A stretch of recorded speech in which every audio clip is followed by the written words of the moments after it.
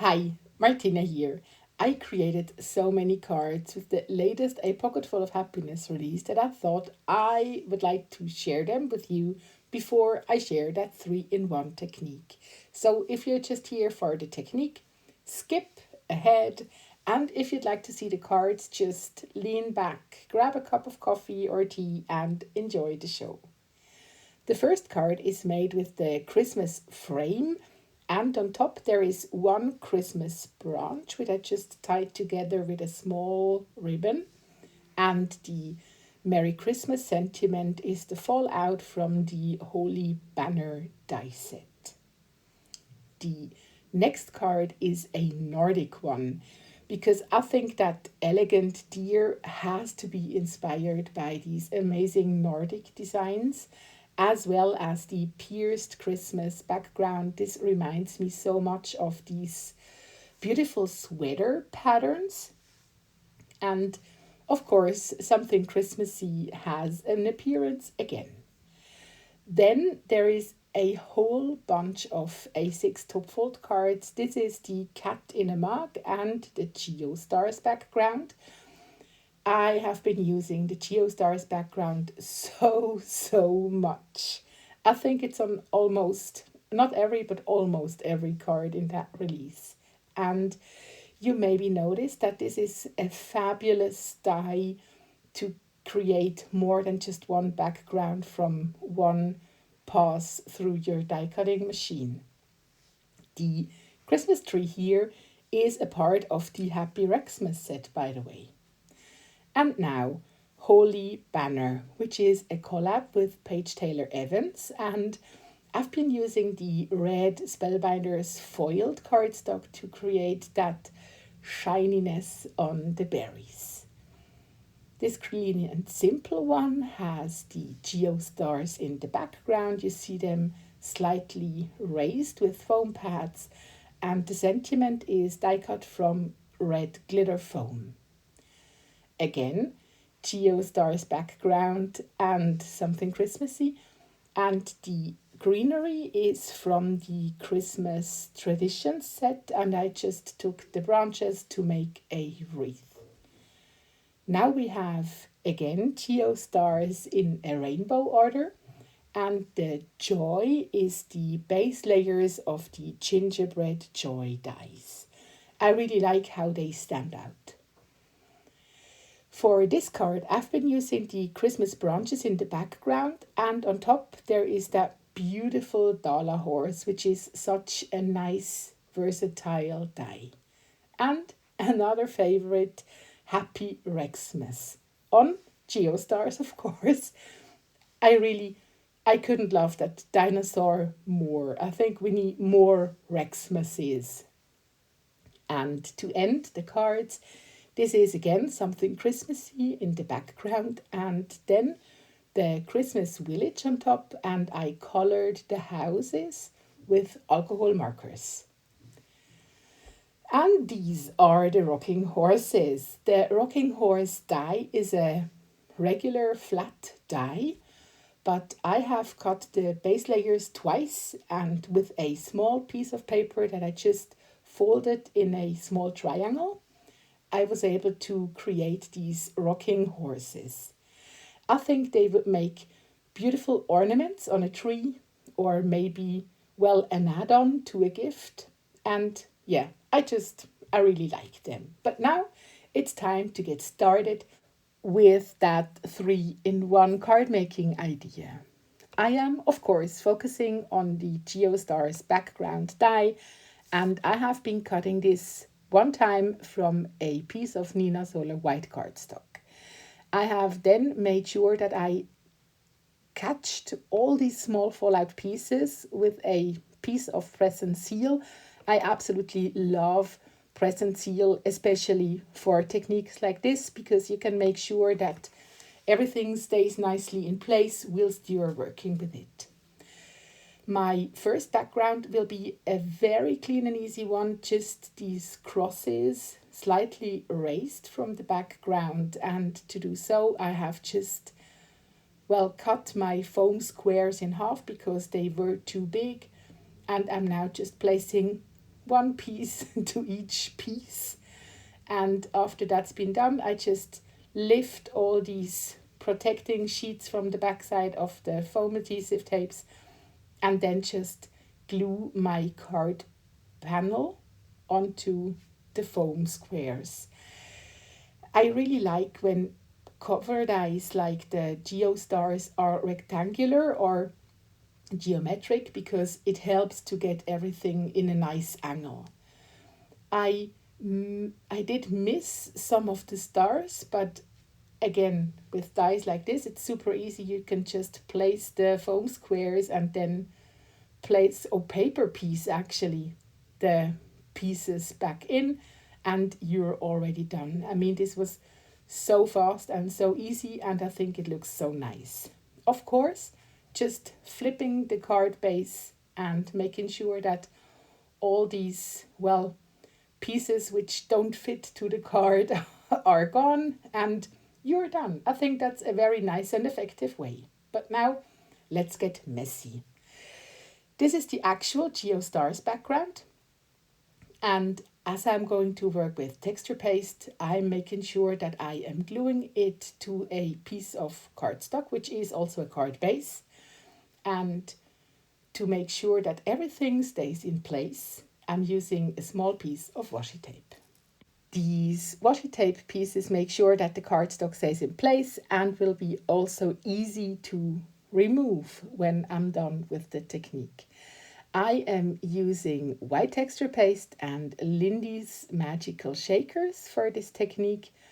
And to start, I am spreading a very big and smooth amount of white texture paste over my Geo Stars background. I am then placing a small amount of the magical powder to one corner, and then I'm just dragging the powder over the texture paste with my spatula. You can do that as long as you want, or as much or as less as you like. I think, well, this turned out very nicely just in the first passing, and I like it because you get these raised and colored, well, shapes. And because I like to add more, and I'm here for 3 techniques and not just 2, I've been adding some halo embossing powder to the still wet texture paste and have set this aside to dry completely. Whilst the embossing powder background is still drying, I have been gluing the Geo Stars to a card base. I've just cut the card to the size of my background. I think, why not? Why do I have to cut it to an A6 size when I can have a bigger card and maybe I don't need a matching envelope? In the meantime, I'm also mounting my background to a A6 top fold card. I usually do this with double-sided adhesive tape just because I don't like the humidity of liquid glue.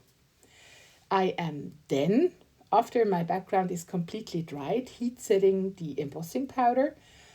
You could also do that technique when the texture paste is still wet, but I was looking for a more even effect, and you get a more even effect when the texture paste is dried. When the texture paste is still wet, you will get these raised and bumpy areas, which can be fun, but I just wasn't looking for that effect on this card. And this is background number 3, a beautifully colored, raised and super shiny background. And now, as all the backgrounds are prepared, I'm ready to create my cards. But by the way, don't be irritated. You maybe noticed that I have 4 backgrounds. That's just because I knew when I'm starting with the Dala Horse, I will end up with 2 Dala Horses. And I just wanted to make sure that I have a proper card for each one of them. But that's not part of the tutorial. For my first card, that's the one with the raised, colored, sparkly background, I am using the Christmas Village dies. I absolutely love these houses. And as the background is already very busy, I decided to just go with the plain white houses.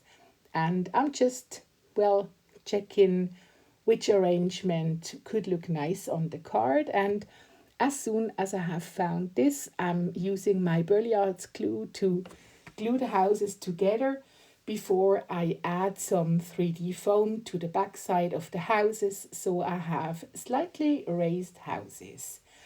The light bulbs and the wreath are colored with alcohol markers. That's again a super easy way to do so. And then you see me just adding liquid glue to the, well, strings for the lights, and then just going in and placing my colored light bulbs. And when they are placed, just quickly placing the wreath and the small matching bow. And that's already it with the first card. I think it doesn't need anything more.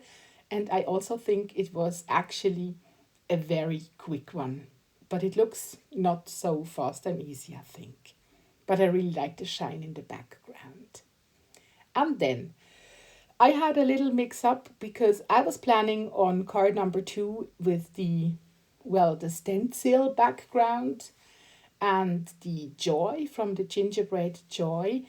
But as I decided that I'm going to heat emboss these letters, I just went ahead with the card number 3, the Dala Horse card, because then I was sure to have done everything paperish, and I could just get the heat embossing stuff out so I wouldn't get too messy on my desk. So that's card number 3 before card number 2. These are the Dala horses, and as I already said, whenever you cut these pieces, you get a twofer, at least a twofer. You can have more, but you get at least a twofer. And I really, really like how they look on a card, and I think they don't need much more. They are like standalone dice. Yeah. I'm so happy Shoka did them. I really am. And I really like how they look on that, again, Geo Stars background. But now let's jump to card number 2 and the joy. As I have that, well, die cut stencil, I was thinking it would be fun to add something shiny, and I couldn't imagine something regular embossed and I couldn't imagine something sparkly, so I decided to use the polished silver. These are, I think, some of my favorite embossing powders by Wow because they add something very special to projects. And you will see as soon as I have all my powder back in the jar and start to melt the powder, you will see the matching happen. I mean, it's always nice to see embossing powders melt, but this embossing powder is something different. I really like it very, very much.